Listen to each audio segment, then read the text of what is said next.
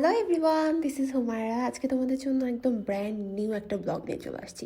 First of all বাইরে থেকে এসে দেখো আমি আমার মেকআপটা একটা অয়েল দিয়ে রিমুভ করছি।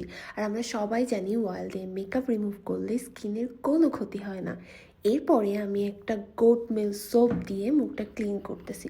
ট্রাস্ট মি, এই সোপটা স্মেল এত বেশি সুন্দর, আর এটা ইউজ করার পরে স্কিন 2 থেকে 3 শেড ইনস্ট্যান্ট ফর্সা হয়ে যায়। আর এটাতে কিন্তু একদমই অরিজিনাল স্যাফরন দিয়ে মেক করা হয়েছে। আর এটা ইউজ করার পরে আমি তো লিটারালি এটার ফ্যান হয়ে গিয়েছি। তোমরাই তো দেখতে পাচ্ছ আমার স্কিনটা কতটা গ্লো করছে। এরপরে আর কি একটু দুষ্টামি করলাম, এরপর ইউজ করলাম একটা স্ক্রাব। আমরা সবাই জানি স্কিনে একটা স্ক্রাব ইউজ করা খুবই দরকার, কারণ স্কিনের ডেড সেলগুলা দূর করে কিন্তু স্ক্রাবের মাধ্যমে।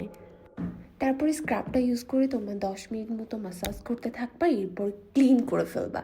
ক্লিন করার পরে তোমরা মাস্ট একটা ফেস প্যাক ইউজ করবা। সেক্ষেত্রে কিন্তু আমি একটা ফেস প্যাক ইউজ করছি যেটা একদমই গেম চেঞ্জার। আমি তো ইউজ করার পর থেকে আমার মনে হয়েছে এটা আমার রেগুলার রুটিনে মাস্ট থাকবে। আর একটা ফেস প্যাক ইউজ করার পরে 20 মিনিটস অ্যাটলিস্ট তোমার ফেসে রাখবা, এরপর এটা খুব সুন্দর করে ক্লিন করবা। আর এই 20 মিনিটস তোমরা কি করবা? আমার মতো আজাইরা আলাপ করবা, ঘোরাঘুরি করবা, এছাড়া তো কিছুই করার নেই। অ্যান্ড লুক, এই ফেস প্যাকটা রিমুভ করার পর স্কিন ইনস্ট্যান্ট গ্লো করে ফেলছে।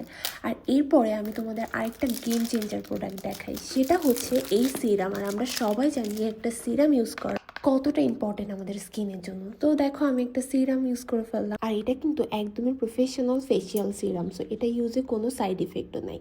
তো তোমরা সবাই ভালো থাকবা, আশা করছি। হোপসো আবার দেখা হবে। রিলেন, টেক কেয়ার, বাই বাই, আল্লাহ হাফিজ।